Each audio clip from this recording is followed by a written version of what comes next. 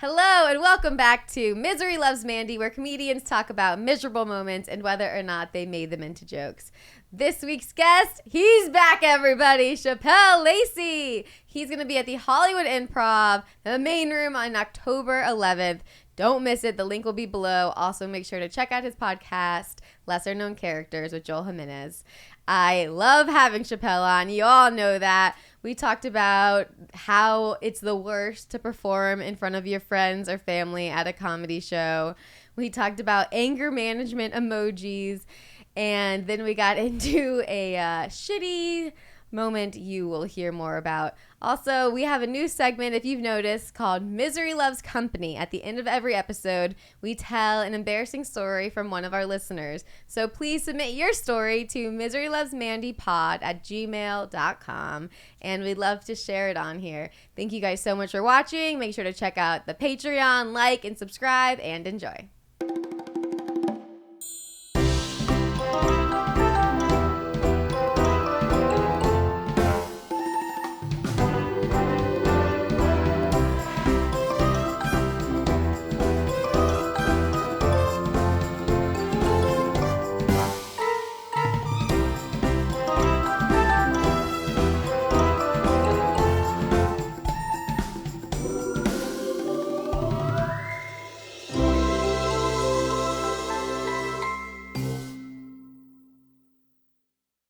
Cheers. You never tap? Tap and then eye contact. And then you drink. Oh. You don't do that? Sometimes I tap, but usually I learned that in the South. Maybe with like a beer or I think actually the only time I take a drink and tap is with shots, which no thank you. You don't do shots? No shots. You're not a shot person at all. I've always hated shots. Last few parties I've gone to that I've been given a shot, I've thrown it over my shoulder. Mandy's still going to parties? Every night. Wait, do you still really go to parties? The last one. Well, it's like adult parties. The last one was with Audrey in San Diego. After shows, we went to like some apartment party. I was drinking, and then I threw the shot behind me. No shots. Thought I was doing good. Until Matt and I got on a bird scooter to go to like from the house party to a bar. Yeah. And I fully pissed my pants. It's Mandy. And we didn't get to go to the party or the bar. It's Mandy. Oops. What would be my slogan? Misery Loves Mandy. But after I pee myself, I go, oops. Yeah, you need like your Steve Urkel. Did I do that?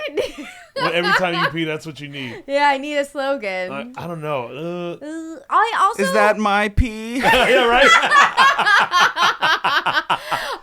That's a good one. That's my territory now. Oh, okay, that's a good one. Okay. But I like his because it's less wordy. It is the question. And it's yes. I also, if you guys could help me think of this one, I haven't been able to figure out a name for like your viewers of your podcast. This has been a problem for a while. Do you have a name for your listeners? Characters, I think. Characters is good. Yeah. Matches. This is hard. I know. What's a word? What is a word for people who are miserable? What's about up, my something? miserable people? No, I'm just kidding. What's up, you unhappy, unsatisfied? My Miserables? Yeah. Miserables is good. Miserables? Ooh. Yeah. Les Miserables. Les Miserables. That's pretty good. I like that. Miserables, yeah. I know Mike's on it today. Okay.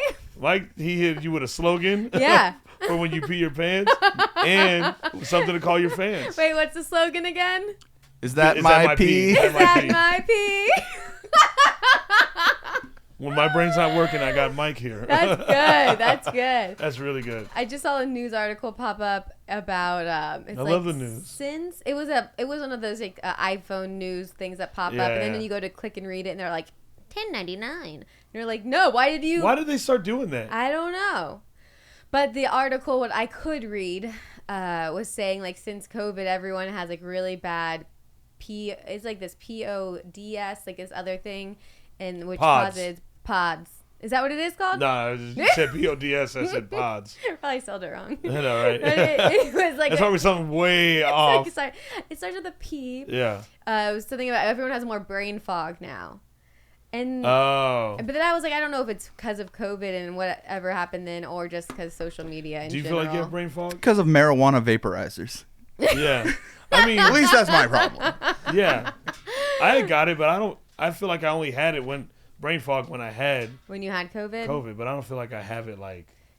Yeah. I go through waves, so I can't be that. I think it's just when I'm overwhelmed, I think my feel like brain that's kinda blinks. Like, yeah. But I don't think. And I think when people get sick in general, they kind of get like a little bit of a brain fog. Yeah. Right? I think so. They're probably just trying to blame all of us being stupid on COVID. Yeah. I don't think it's. Yeah, they really said that? Mm-hmm. Also, I'm not a scientist. What the fuck do I know? I am a scientist. And I know. And you're really good at it. As a scientist. Yeah, as a scientist. They. What is your conclusion? We can Give me your hypothesis first. My hypothesis is that if you got the COVID shot, you will now be stupid for the rest of your life. Okay. And that is the exact verbiage I use at Harvard. And I'll take it. You said Harvard, and I'm like, yep. Mm-hmm. You What know? do you think sounds better, Harvard or Yale? What did you used to always say? What do you say I say when you Juilliard. Yeah, Juilliard. It's so funny. I was doing a sketch with Jeremiah Watkins, and every time we would cut, I go, Jeremiah, at Juilliard, they taught us to take risk. Yeah. And I feel like in that last one, we really just, we went for it, and I think we're gonna get a better product because of it. You know. Oh, that yeah. I love saying it. I love saying it all the time. Anytime someone compliments me on stand up or like anything I do, I go, at Juilliard, they really teach you, some people actually believe that I went there. That's pretty cool. They don't want to feel racist. Right?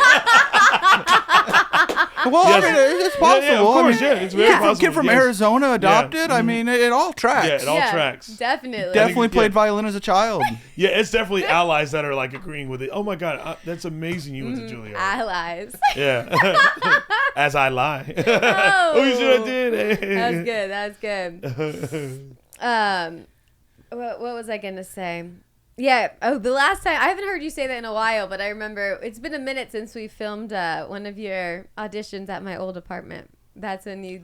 Oh my God. Remember that? Yes. Your Juilliard training really shined then. I remember that. I did quite a few. A couple, yeah. Yeah, you helped me out with quite a few of them. But now we've learned if you have a next audition to call Danny Jollis. He's really good at it? Yeah. He has said he helps a lot of comedians with their auditions. I did not know that. So that's who I would call. I mean, I'm open. We're here to help you. He's just watching like... Hold on. Just... Well, it's tough because if you ask someone to do a read with you, they're going to read their part and make sure they don't let you down being that half. Yeah. But it's also hard for them to analyze you while trying to read something that they've never read and are seeing for the first time 5 minutes ago. So when you say, hey, how did I do? They're like, how did I read my lines to you? Yeah. It's like the dynamic isn't there. Yeah, You where kinda- someone could sit back and watch and it'd be better. You probably need a reader And someone to sit back and then watch. the watcher. We need a director. Director. I know a thing or two. I know. I just turned down an audition, actually. I get dumb commercial auditions I turn down all the time. What was your audition for? Some role for some TV show, but I don't know. I just didn't. I just couldn't find myself in that character. And no, it was just too much. Like it felt too. I felt like I was like ABC in the '90s, like kind of character that I didn't. You don't need that. Yeah, I was like, I appreciate it, but I was like, I think I'm gonna pass on that one. What product does Mandy's face sell? Because you could be the next Flo. You need to go for it and do these commercial auditions. That'd be cool. They are all groundlings, and I did go through the groundlings. She Safe white lady. Hey, let's push her to the top of these brands. Wow. You know how long Flo's been Flo? She came from improv. She's a groundling. Oh, she's groundling? Yeah. Oh, okay. And now she I don't know if has she was used to be her second city. The new Flo guy who she's having take on is another groundling that she's friends with. Yeah. The dude now that's in like all the commercials with her. Probably because like maybe she's segueing him as she leaves. Mm-hmm. Toyota lady groundling. Yeah.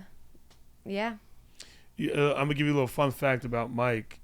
He's friends with the original State Farm guy? How'd you know that?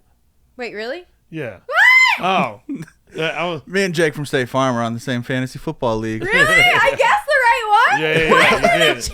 I know. I was like, wait. I was like, did you tell her? I was mad. I was like, hey. Holy shit! When do I win? I know, I'm right? gonna buy a lotto ticket today. Isn't that crazy? Damn. How does he feel about being replaced? What happened? Are you allowed to say Doesn't this? love it. He's not an actor or anything like that. So Jake actually worked in a call center of State Farm in Bloomington, Illinois, and his roommate Dane, also in the fantasy football league, Commissioner Dane. Commissioner Dane worked Commissioner Dane worked in the advertising department when they were coming up with this campaign and said, "Oh, I have a couple roommates who work in the call center. Like, we could just use one of them. It's just a line." And they thought it'd be cool to use. They had no idea it was going to take off and be what it was. Yeah. And so they said, "Cool. Well, what does he look like? Pull it up." So he pulls up Jake, because Jake comes before M, which is Mike, who's also in the fantasy football league. And he did not get to be Jake from State Farm because they looked at Jake and said, "Cool," and didn't even look at Mike. So, yeah, Dane's roommate. Also, Jake. The name Jake works best. Yeah. Mike from State Farm doesn't have that ring. Jake, It's Jake from State Farm. And there's too many Mikes. Sorry, Mike. It's too popular of a name. You need something. Yeah. I don't know many Jakes. I don't know any Jakes. I know less than Jake. Yes. Do you know that? Yes, of course. Oh, I know. Yeah, never mind. I don't know why I asked you. I'm sorry. Forgive me for that. That was really So I hate weird. to be big Hollywood, but I've since met Kevin, who is the new Jake from State Farm, and Yes. talked to him. And I said, "Hey, you're going to have to square up with my boy one of these days, because I can't be close with you." Yeah. Can't But be within range. He's Matt Rife's close buddy, so I Yeah. thought it'd be Yeah. a great skit to do and have Jake hanging out with Matt Rife, and then when Kevin shows up, be like, "Hey, this is my new friend Kevin." That'd be funny. Steal Kevin's life now. Yes. Damn. So he literally got replaced. Like, he didn't quit. Yeah, no, he's a dad in Central Illinois, living a life, got a couple kids and everything. And Damn. Yeah, but he didn't become Flo. I mean, there's always that in the back of his mind, like I could have been, I'm sure, but he gets to do stuff every now and then and gets a check in his mailbox here and there. So, okay. small town kid from Illinois, it worked out. We Good love a story. good check in the mailbox. Fun fact, they retired his khakis in a local bar in Bloomington, Illinois. He signed them and they're framed like a jersey up on the wall. Whoa. Man. Arizona, Mesa, hey, retire something of mine. Put a pair of Dickies up, Oh, yeah. in my- Or some Vans. Or or a some pair of Vans. Vans. A corn t-shirt. a corn t-shirt, something. You guys disrespect me all the time. Arizona had me scared when I was going to perform there. Oh, The yeah. tickets That's a were miserable trash. moment that just happened to you. Tickets were Twice. The Twice. AC thing. AC, yes. What the hell? AC broke in Arizona, and tickets were moving dog shit slow. And then it was so funny 'cause it's summer. As soon as I walked on stage, I said, "Hometown hero, my ass." I said, "You are liars. You are liars." Listen, I don't care if you don't respect me. I'm not looking for it, but just don't lie and act like you do. That's messed up. I literally hate performing at home. I do too. I hate it so much because I just have all these people that know me that are just staring at me. Mm-hmm.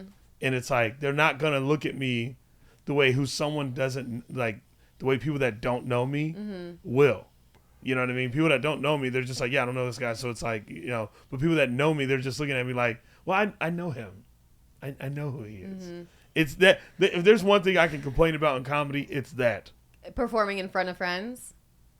I don't think any comedian Friends and family. likes that. No. No. Yeah. It makes me feel like my set sucks. I'm like, am I bad at this? I was like, do I have to move back to Mesa? Or it gets you in your head because when you fabricate words. Oh my God! Every episode we've done, Shapel and I have not been able to figure out words, and now you're gonna be here to help us. Thank you. Now This we have is someone. Yeah. Nice. Whoa. Yeah. Fabricate. Like you get in your head because you're like, they know that this is a little different than the truth. Yeah, they just don't. I just don't think they understand how it works, and like I don't know. I think I'm gonna hold off performing in Arizona. I think I'm gonna wait till I'm a mega star, so I don't see you motherfuckers in the audience. A theater. Yeah, Arena. I'm doing the where the Phoenix Suns play. I'm doing that, and I can't see you, motherfuckers. That's good. That's how I feel. I don't blame you. And it's not that I don't like them. I like my friends and family. Yeah. I just don't like them at the shows. Because I'm like, you're just staring at me. And they're just like... They're almost like, why is he talking like that? I hate that and I'm feeling always like, so much. They make me want to jump in the crowd and like kick them. I'm like, why'd you show up? Wait, I would have rather the 13 people who didn't know me. Yeah, just you guys. Audience. But then the AC breaking is a double womp womp. How hot was it there? Like, almost fainted. You know how hot it was. They had to get a bag of ice for me. I had to put it on my neck, put it on my back. I was sweating. I mean, Arizona in the summer. And this lady was flirting with me the whole time. While you're sweating your ass. Wait, yeah. Just to set the scene, it had to have been at least like 100 degrees, right? Oh, so outside it was like 112 that day. Okay, so inside had to. Inside, and also like that's old. It's the Tempe Improv. It's an old building, so like it's like like I think it's like brick or whatever. Yeah, it's tough. So the lady was flirting tough with you as you're sweating your ass off? Yeah, and I had no reply for that lady because I just kept going. You're an older lady too. Older ladies go for it. Oh, they shoot their shots. They know what they've got. They don't care. What? No. It's like, what? I don't care. They're confident in what they have, and they know they have nothing to lose. They're like, what's all this small talk for, huh? You want to know how my day was? Get the fuck out of here. You trying to have sex? Yeah. What? Come on. Are we doing this? It's pretty crazy. Ooh, I want to talk about oh my God. Why am I blanking? JENNA. Who? JENNA. Oh, I don't know why I aggressively said she was in was that wasn't that Arizona show, right? It was in Arizona. It was a Don't Tell. But it wasn't the hot show. No, it wasn't the hot show. Okay. No. So, and it was what's so funny about that show was in a gym and it was cooler than the show I did at Tempe. It's okay. They fixed it. They got the AC fixed. That's good. Shouts out to fixing ACs. Shit happens. But are you talking about JENNA? Yeah, so Shapel has a joke. My cheerleading joke, and it's part of the joke is about a girl I cheered with named JENNA. And I'm doing the joke, which I talk shit about JENNA, how she should have been kicked off the team because she wasn't good enough or whatever. And I'm finished the joke hits, everyone's dying laughing, and I'm walking like to the back of the room like I just got done, and then all of a sudden, there's this girl like standing up like watching me like walk away, but it's dark in there so I couldn't really see, and then I was just like, JENNA. She hit a toe point, so you noticed her? Oh my God. I was like, JENNA, no fucking way. And so the show gets over. She's there with her husband and their friends or whatever. And they were just dying laughing.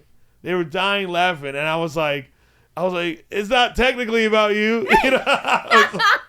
No, because so like the thing is, that joke is, I use the name JENNA because I have like so many JENNAs in my phone, like a ton, because there's so many JENNAs that I cheered with, and I never heard the name JENNA until I joined cheerleading. I don't know any JENNAs. Exactly. But in cheerleading, for some reason, there's a billion of them. I didn't hang out with cheerleaders. Yeah. See, no there you offense. Go. No, none taken. I didn't hang out with them either. Look, who do you think I was hanging out? You think I was hanging out with them? Hell no. I didn't like them motherfuckers.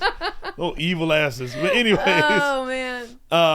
So that joke is basically like decorated. JENNA's the easy name to use. Mm-hmm. And that name hits. Because whenever you write a joke and you say a name in the joke, the name has to be like. Has like 2 syllables. Yes. JENNA. And yeah, and the specific of a name always makes it so much and more when that funny. And when you say that name, it makes like, if the name can have could be a punchline on its own, then you realize you chose a good name. Who is it? Megan Gailey had this joke about like meeting her friend's son, and like she was just talking about like her friends having babies. This was a long time ago. But she said the name Declan, and I laughed for like 10 minutes at that name because it was just funny and it just fit like the joke that she had wrote. Mm-hmm. You know what I mean? So JENNA is like a collective of girls that I've like cheered with that I just thought were like, why is she on the team? I was so ruthless as a cheerleader. I was I was a freaking dog. You wanted to win. I wanted to fucking win. And it was just crazy because like I was thinking about it the other day. Like I was telling someone about it. I just had this dog mentality, and also like I knew I was the best on my team. So if people weren't working hard enough, you know what I'd do? I'd leave practice. I'm like, oh, you don't want to work hard enough? Okay, cool. All right, I'm leaving. And you actually would leave. Oh, I would leave. You know how many times I walked out of practice? What would they say? They'd be like, what the fuck? That's so rude. I can't believe you fucking do that. Well, I can't believe you're not working hard enough. I hate that feeling. I think it's rude. Too. I think it's rude that you're not working hard enough. Because it's just like, if I'm gonna bust my ass, why are you not busting your ass? Totally. You know, so like that, I was just like this ruthless. And anytime someone fucked up, I was kicking trash cans, punching the garage door, because a lot of cheer gyms are in like kind of like warehouses or whatever, like industrial like kind of warehouses or whatever. And so I was punching the garage doors. I didn't realize how much of a dog I was until someone was asking me about it. But I just had this like insane mentality to like be really good. Where were you with your anger management at this point? Were you already talking to what's his name? No. That was after. I started anger management at like 15. Yeah. So then, where were you? Like, were you still talking? That's when to I joined cheer. But did you still have like a mentor at that time? Did I have a mentor early on? You know what? Now that I think about it, I don't think I really had like, and forgive me if you're out there and I'm forgetting right now, but I don't think I had like an adult figure that I like. I mean, from a distance, Henry Rollins was like my, like, you know, the person. He's the lead singer of Black Flag. He does spoken word, all this stuff, and you know, Black Flag's like my favorite band or whatever. But like that was the only like adult from a distance. But there wasn't any adults that I really looked up to that were like a mentor like that when I was like young. Okay. I didn't really have that like person. No, not when I was not in like high school. It wasn't. I think it wasn't really until I don't know. Actually, one of my homegirls, her dad, her name's Jerica. Shouts out Jerica. Her dad was name. like, I know, right? That'd be a good name for a joke. Yeah. Her dad was like, he had his own construction company. Over the summer, I would work construction, but he would like, he would like guide me in this like, you know, like manly type shit, like being like a fucking, like I remember like he taught me how to drive. And he had this big old lifted truck. And I remember, so whenever my adopted folks were out of town, I would go to Jerica's house and just like hang with like her dad, like the whole weekend, you know, because he's got two daughters and you know, he has no sons. And so like, I was like his like son for the weekend or whatever. Perfect. And so he would like, he would teach me like a bunch of shit, you know, just like put me into working like ways and like understanding like labor, stuff like that, and just like manly shit. It was like dope too. But yeah, he taught me how to drive. I remember, you know, we were going to get stuff from the grocery store to like grill for the weekend, and he goes, when we were leaving the grocery store, he goes, "All right, you're driving us home." I go, "I've never been behind the wheel." And I'm telling you, he had this big old big old Chevy truck, and I'm like, dog, will you know? He said, "Get in there. Go do it." He was just like that. Like, he was like the kind of guy, like, if you didn't know how to swim, he'd throw you in the pool. Mm-hmm. All right, figure it out. He's that kind of guy. I appreciate that, though. I appreciate it all the way. Like, you know, he taught me, like, this grit, you know. Because I think, not that I was, like, weak or anything like that, but I think he just showed me another layer of what you can have. Mm-hmm. And I was like, ooh, I like that. You know what I mean? But other than that, yeah, I was literally a dog in cheerleading. I was like fucking insane. I was just thinking, like, if you did have a mentor, how funny it would be to like show up pissed about people not preparing for cheerleading. Oh my god! Like, that conversation would be so funny. That's why I got an anger management the third time.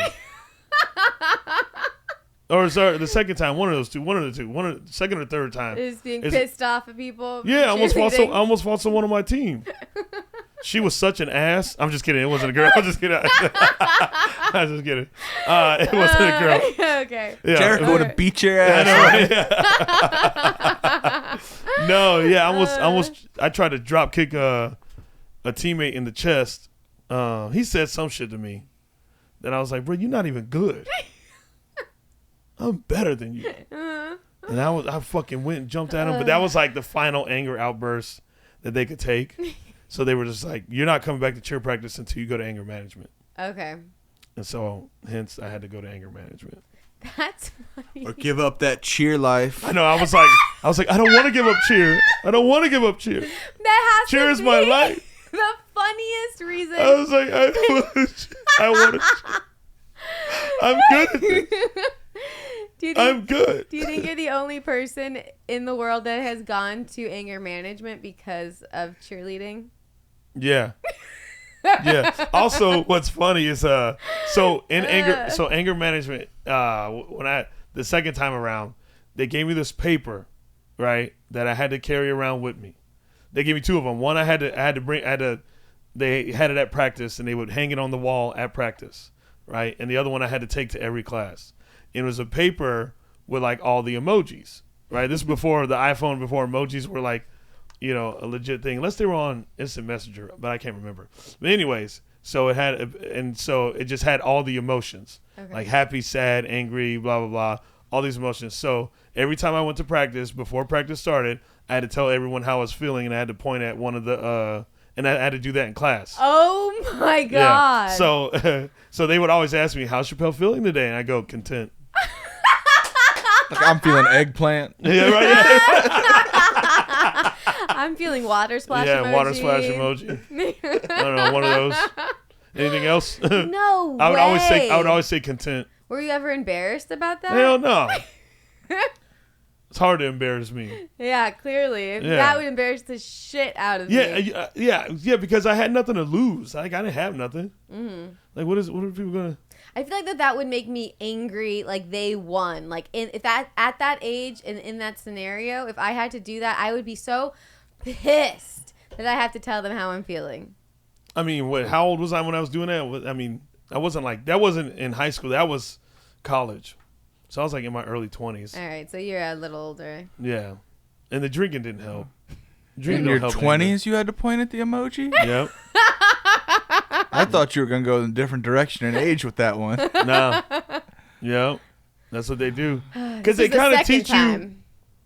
They take the reason why is because in anger management, they take it back to the root of they take it back to you being a child, right? Mm-hmm. They almost like bring you back to this level to bring you to where your age is currently. So they kind of start.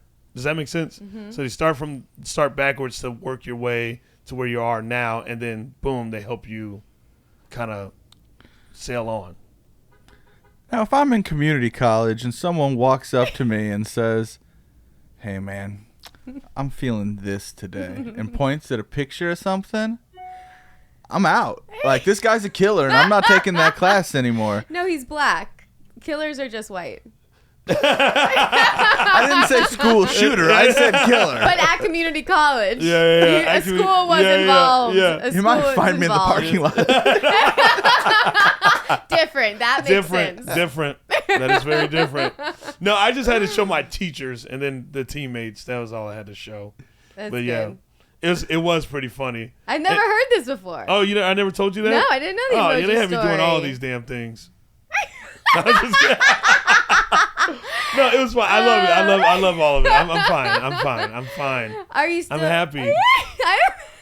Sounds like you're on the show Punked and no one told you. Yeah.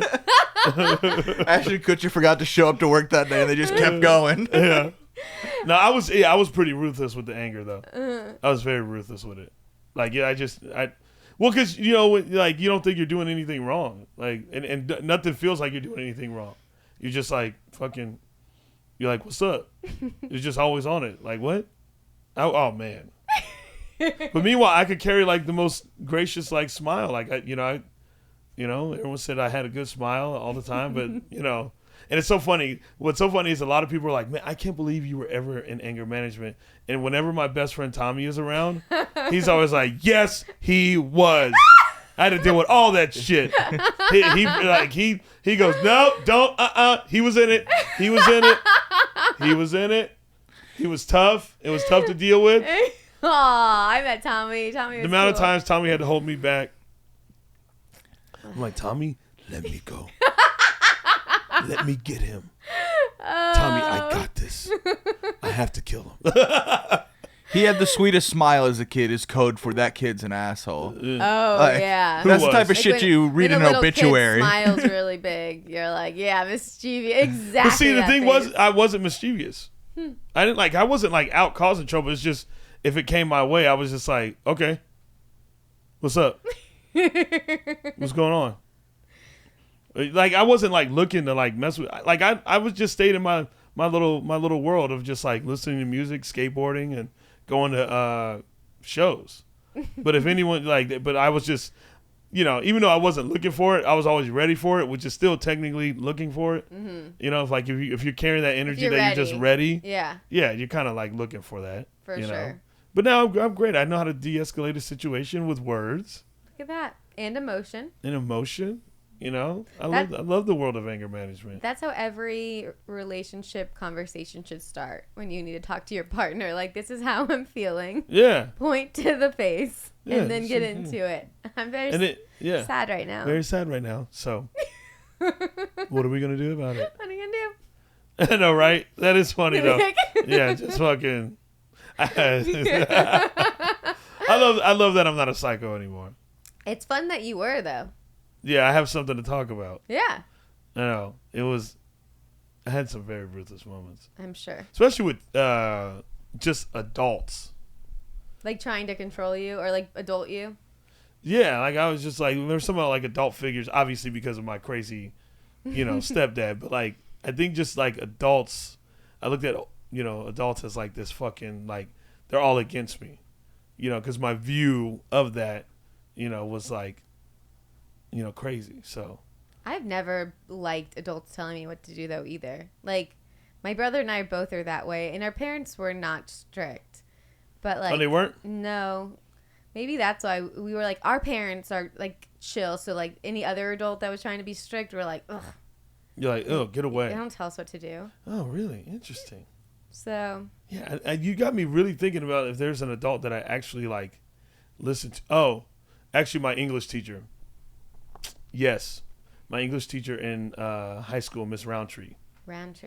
Wow! I just thought about something with Miss Roundtree. Everyone, magic school bus, we go! Yeah, I think she gave me my earliest foundation of being a comedian. Oh, what did she say? So she used to let me,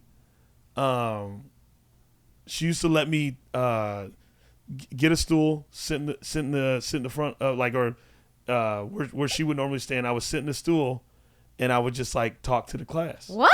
Yes. Like a cool comedian. Yes. The stool is the coolest. Yeah, I would sit on the stool and I would just talk to all the students. They would ask me questions or whatever, blah blah blah. No was way. She English or history? I can't remember. One of the two. But whatever.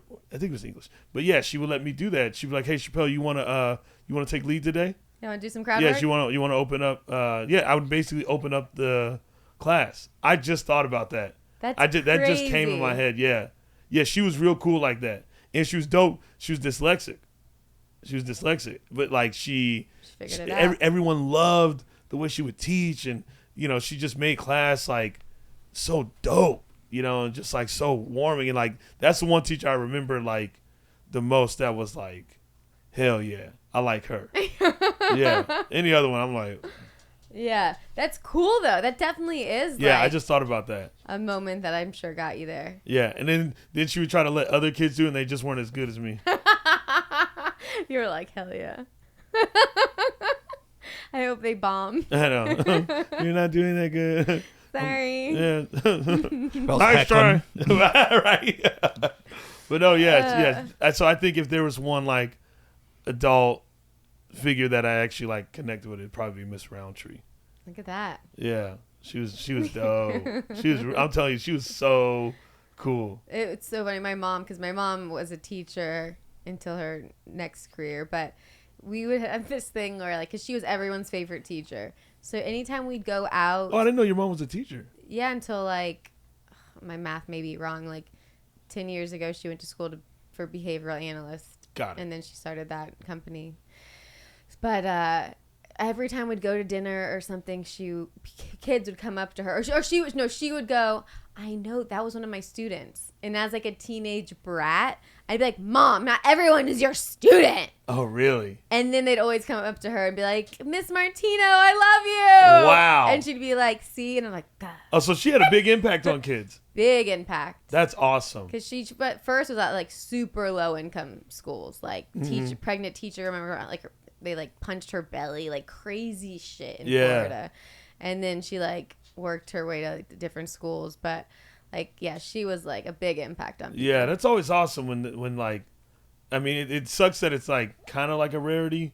Maybe it's not. Maybe just kids aren't like listening. But when there's a teacher that can just like, be so understanding and stuff like that. That's why you know who I love a lot. I watched this doc and it made me like tear up. Mr. Rogers. I haven't seen it yet. It'll make you cry. I'm sure. He was just like the best human to people. You know what I mean? And just like he made everyone feel so good about like feel good about themselves. He was really good at that. Yeah, because I mean I remember watching the show when I was a kid, but to like learn about him, he was dope. I want to watch it. I have seen it and I know I wanted to watch it, but that one and Robin Williams, I've been waiting to be in the mood because I know they're both going to be really sad. He has a doc? Came out after he died. Oh, I didn't know that. Yeah, I didn't know he had a doc. I mean, I watched a Gilda Radner one and I was hysterically crying the first few minutes. I'm like, these documentaries. Who? Gilda Radner from SNL.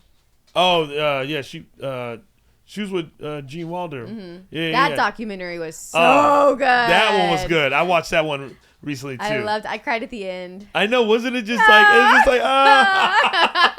but it was like cool. It was like so sweet, and I love wholesome shit like that. I love that, especially people like within entertainment. Like it's nice to know that there's people at a very high level that are just like awesome people.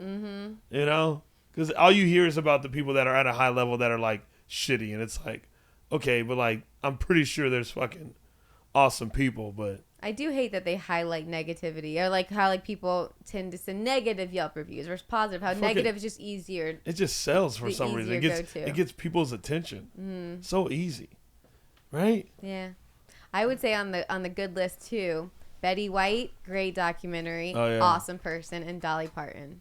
Oh yeah, those would be idols to look up to. Like treated people well, worked really hard, all the things you want to do. Did you watch the Arnold documentary yet? I didn't finish it yet. Okay. Don't tell me why you finished it. Yeah, it was really good. I was not aware.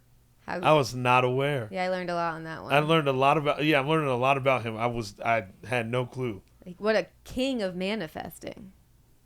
He said something so dope.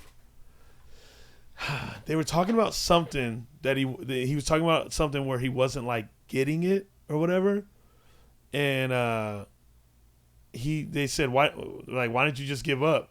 He goes, because my vision doesn't talk about giving up.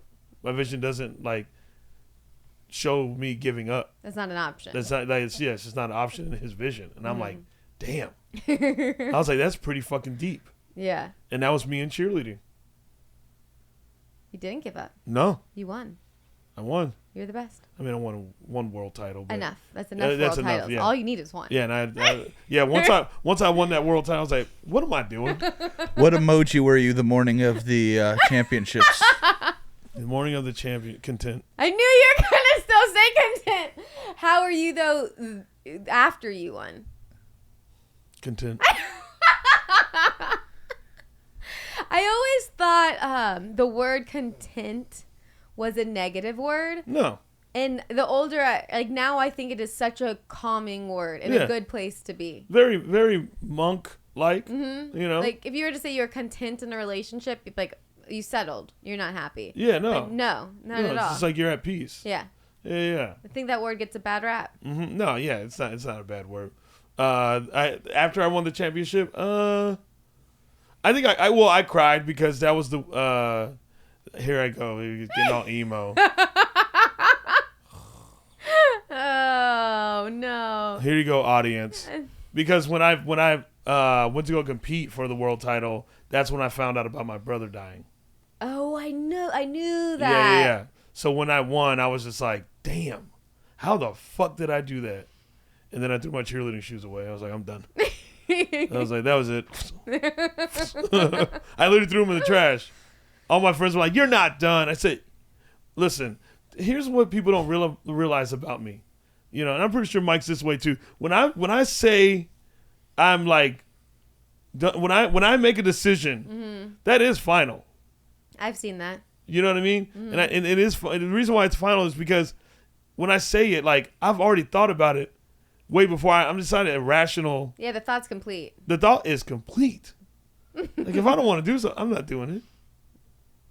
I know that's the one thing when I was trying to figure out, I'm still trying to figure that, but my plans joke, like I hate making plans. And then you're like, I just don't, did I just say, the funny thing you said, which I want to see if I could figure out how to say it for myself, but it's not true enough character, is like that you enjoy saying no to plans. Oh, I enjoy saying no. I enjoy saying no. It's my favorite thing to say no. Yeah. Yeah.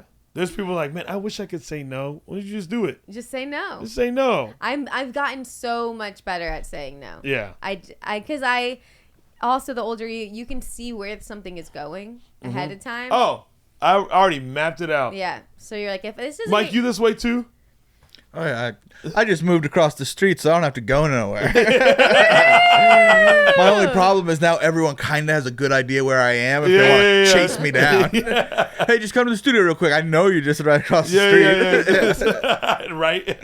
So you can't say no. Oh, yeah. That's my favorite thing. Yeah. I think it's just because after a while, like I've put myself in so many situations that have like annoyed the fuck out of me so bad to where I was like, you know what? I'm not doing that ever again. And I don't want that feeling ever again. I hate that feeling where I'm just like, why did I put myself here? I get mad at myself because I'm like, you knew. Yeah, you knew. You knew. You knew. And then you just fucking follow through on it. Some raggedy ass plan. And now you're here with people you don't like. Yep. Not again. Not again.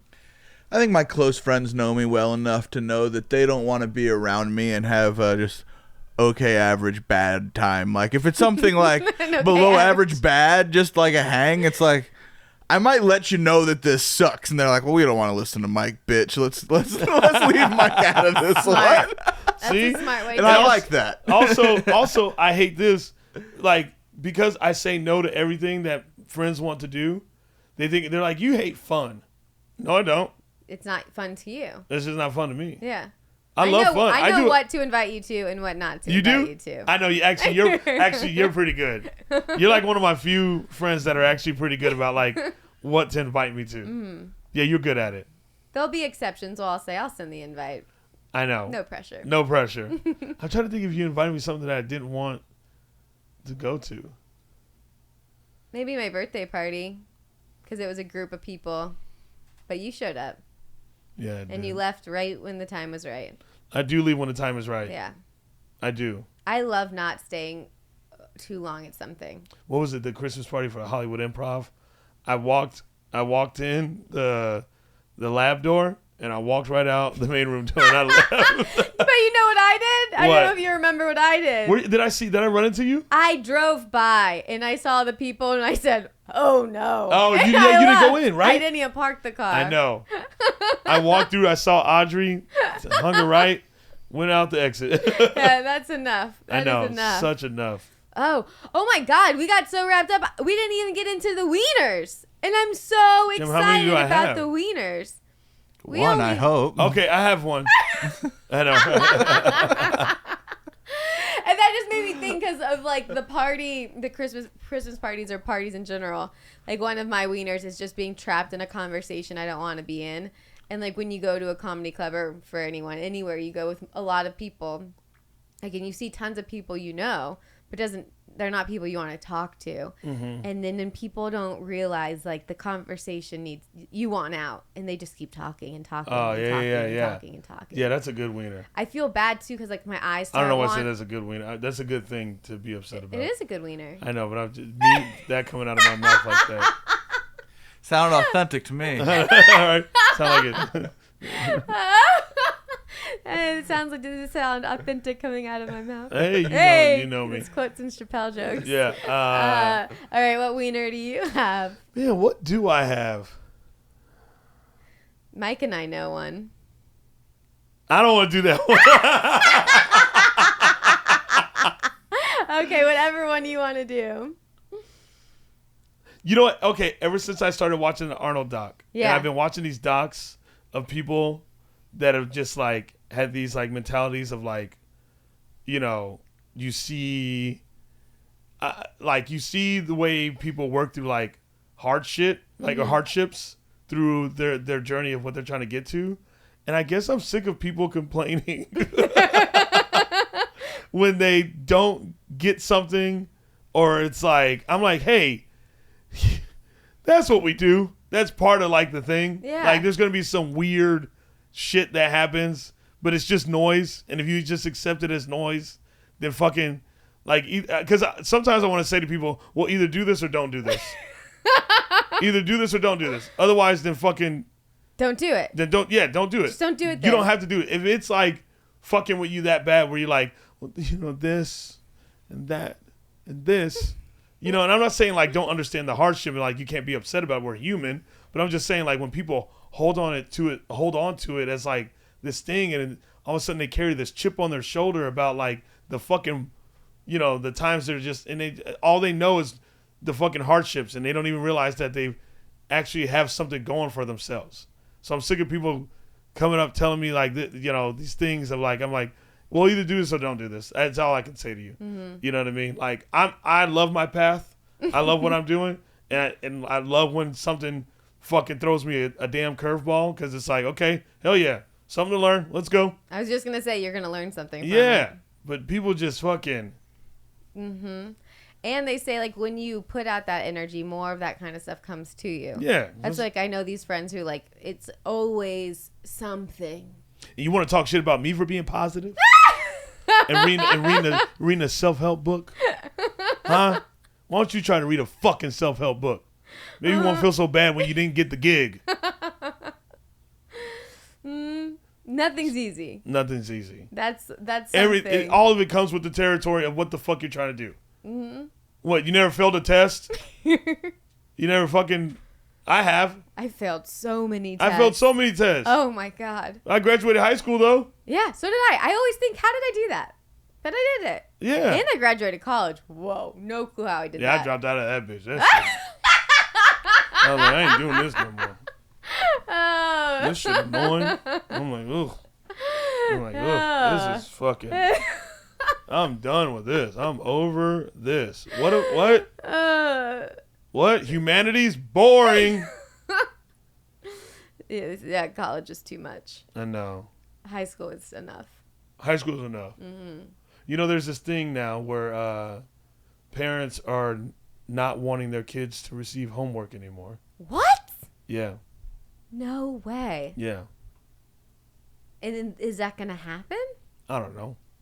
I think it's more so like at the fucking like elementary age. Okay. I don't think it's like the high school age. But I think you have to teach them then. Because they're like, my kid goes to school for 8 hours. If you can't figure it out within those 8 hours, then you know, that's your problem. Okay. Sorry about that, Mike. You good? Sorry, my stomach's growling.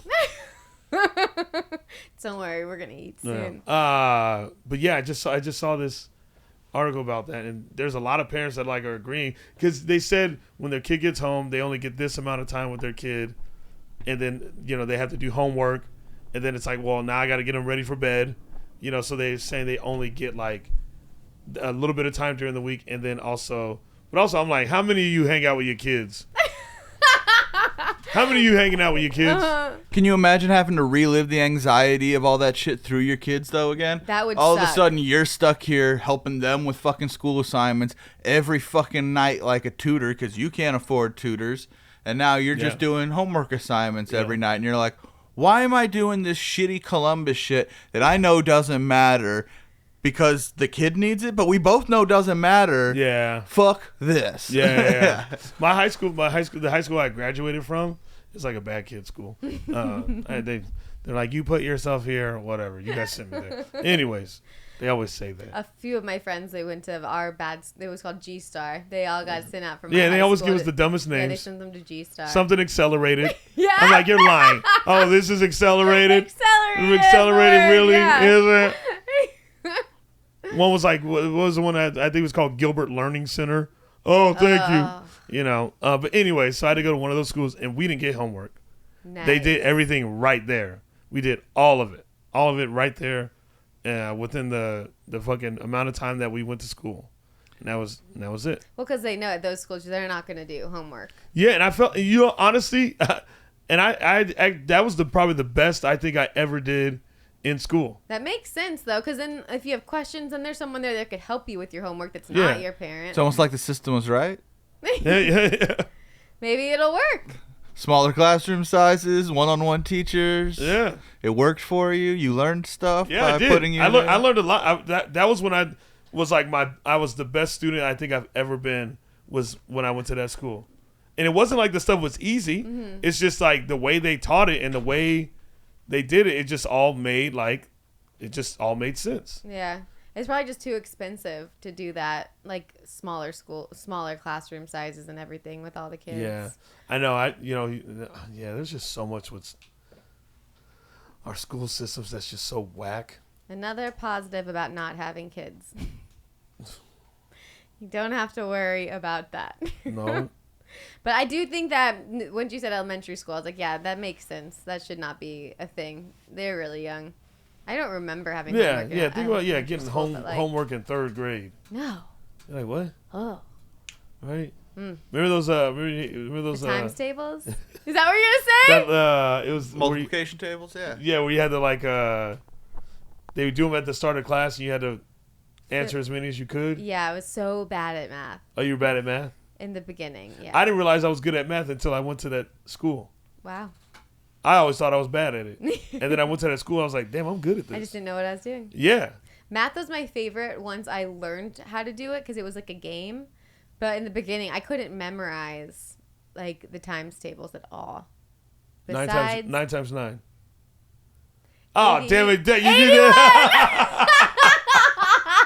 Thank God. Is that how you do it? Wait, Thank God. so I don't understand that. 9 times 2 is 18. 1, 8. 9 times 3 is 27. Wait. 9 times 4 is 36. 9 times How are 5 you is, getting that? What do you mean? 9 times 5. Put down your fifth finger. 4 and 5 is 45. Isn't that cool? That's a 4 and 5. How does that even work out? I guess because the numbers of fingers? So 9 times 1 is 9. Yeah. Is that? 9 times 2 is... The fuck is that? 1 and then 8. 18. I'm not doing this. Do you understand that little technique? I never did the technique. We memorized nines differently. So you'd always remember it's like 9 times 5 would be 45 because 4 and 5 add up to 9. Or if it's 9 times 4 is 36 because 3 and 6 add up to 9. So you'd go back from 4 to 3 and then what adds that to makes it up to 9. Yeah. Yeah. Too much. This thing I do not understand. Oh. Also, I have to like see the numbers. That's why I know it. Okay. There's other TikTok math multiplication things where I see people drawing shit now that I'm like, you're making math feel real weird. Oh, Really? no. Yeah. I'm happy to not deal with math. Got an iPhone, baby. Oh, that's our next segment called Misery Loves Company. But I wanted to see if there's any new jokes you wanted to talk about. If not, we'll go into the Misery Loves Company. We can go to Misery Loves Company. I don't know what. Nothing in particular. Okay. So we're doing It's all soft thoughts. Soft thoughts. Yeah, it's all soft thoughts. It'll get there to hard thoughts. Okay, so we're doing a new segment called Misery Loves Company. Okay. Where someone sends in their miserable moment. Awesome. Yeah. Mike's idea. So reach out to us on social medias or maybe an email that Mandy will set up. Yeah, the email's below, miserylovesmandypod@gmail.com. I thought I wanted to say that in the intro. The last time we did it, I was like, oh my God. And now I'll do it in the intro again. Okay. So this one comes from Officer Daniels, who had a pretty wild patrol story. What up, Danny boy? All right. Officer Daniel.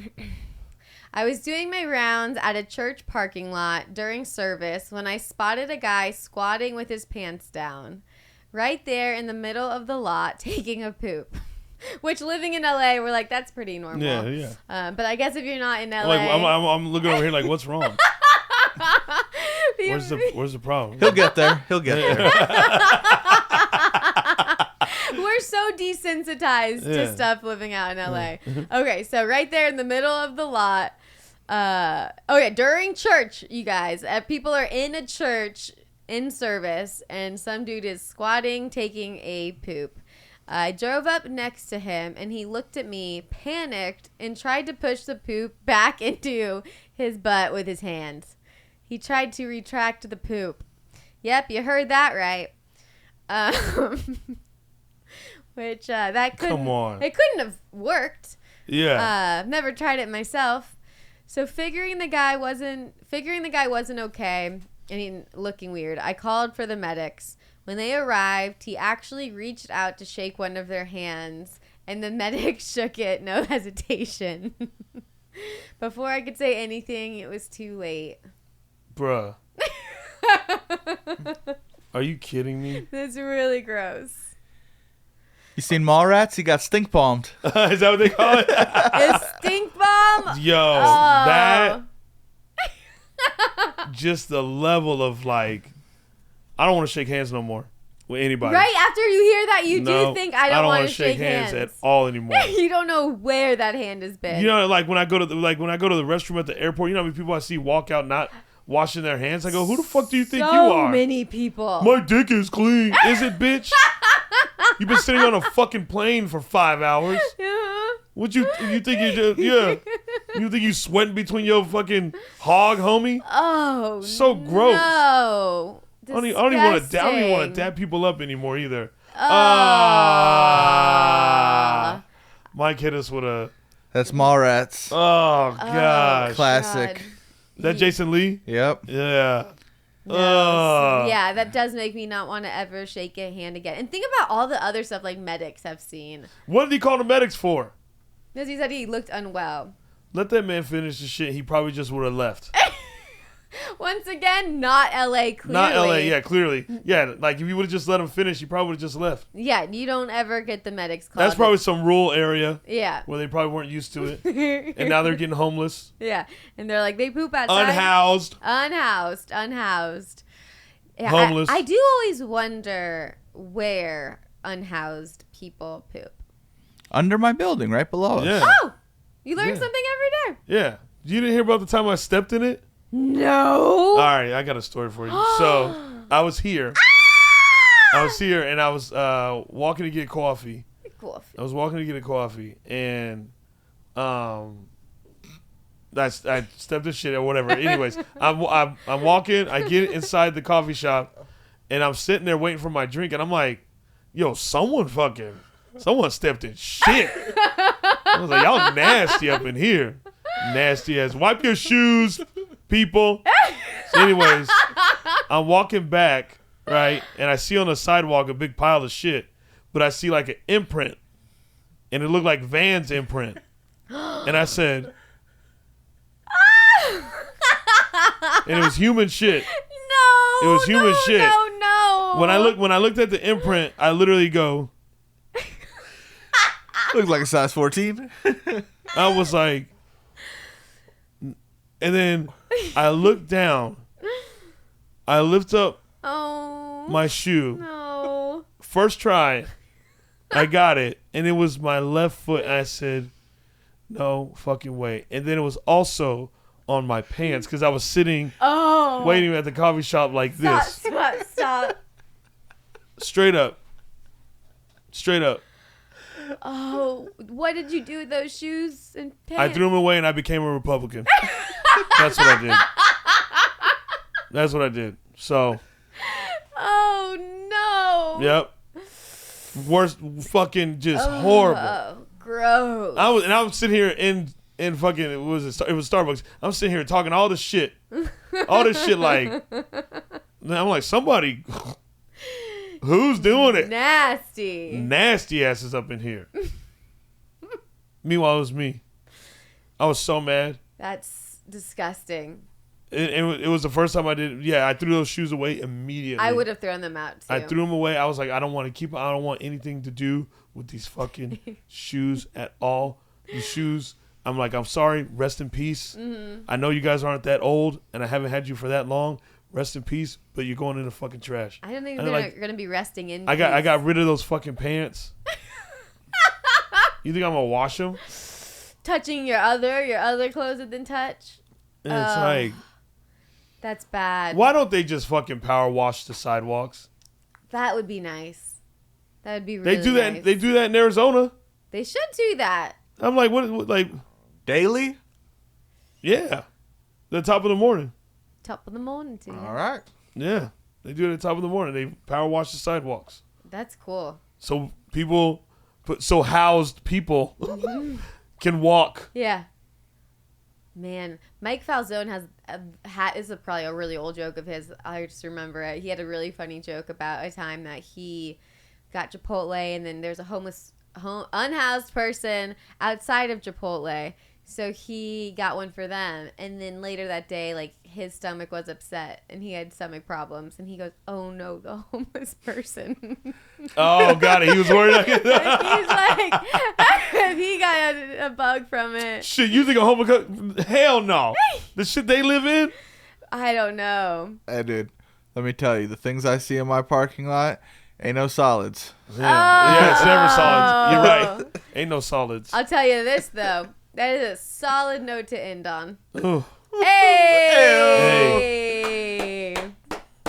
We did it. We talked poop. You gotta get it in. Poop is always one of the moments that is, I think, like, when we talk about embarrassing, miserable moments you can't make into jokes.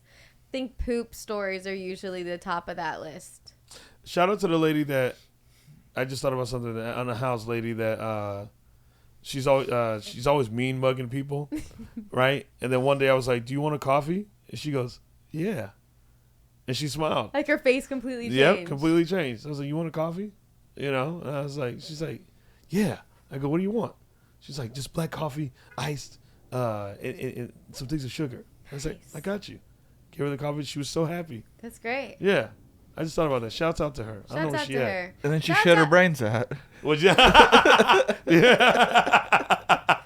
I want to give a shout out. Okay. I want to give a shout out to the unhoused lady that the other day when I was driving my car, stopped at the stop sign in the neighborhood, threw a shoe at my car, and I turned and she just, and then I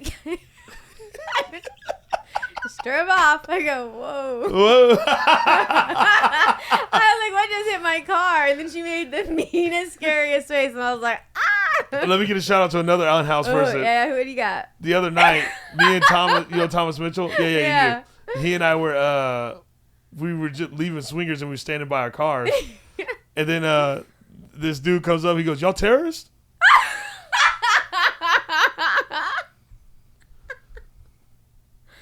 I was like, "No, why?" He goes, "I don't know, shit's just weird in LA." And we were like, "Okay." He goes, "I ain't trying to be weird with y'all, but y'all terrorists?" And we were like, just a genuine question. yeah. He goes, "Well, I'll talk to y'all later," and then left. So shouts out to him. Shouts out. Mike, you got any shout outs? Well, the unhoused guy who stole a monitor out of my truck this weekend before a shoot. Shouts out. Shouts out. You forgot the fucking power cables. Oh my god. That's so funny. And there we go. All right, can that be a new segment? Shouts out. Shouts out. I like shouts out. That's a fun one. The Shouts people out. who pissed us off. Yeah, Yeah. Shouts out. It's so funny. That was really good. I like that. We gotta remember sorry. that. I'm pointing my toe. I know. I matched your energy. I had to. Yeah, we gotta have the socks out. Yeah. I saw it. I was Yeah. like, you know what? This is her pot. I'm a guest at her I house. appreciate that. Let me take my shoes off. Well, actually, they are on the rug, but you get it. It's okay. It's more for the feel. But there's no poop on those shoes, so. Thank God. Okay. I would throw out this rug instantly. Well, as a callback, it looks like our ending wasn't so solid after all. I know, right? Oh, well, that's a diarrhea ending for you. And thank you guys so much for watching. Chappelle, what would you like to plug? Shapel Lacey on everything. You have a big show. That's a big deal, I think. We'll make sure it's out before that date if you want to say you're improv. October 11th, I'm headlining Hollywood Improv. The Hollywood Improv, Yes. guys. Main room. You It'll be my heard first that, right? headlining show in LA. That's a big deal. And I've been here for 6 years, and it's kind of crazy. And I just thought about that. Yeah. All that collectively. So, yes, October 11th. Tickets at Hollywood. I haven't put it I'll on my put the website link yet. below. And Yeah. he's got an awesome podcast called Lesser Known Characters that I produced that he just totally disappointed me about that we'll be talking about later. Check out his podcast. Check out his show on October 11th. And thank you guys. Thank you, Chappelle. All right, thank you. Bye. Bye.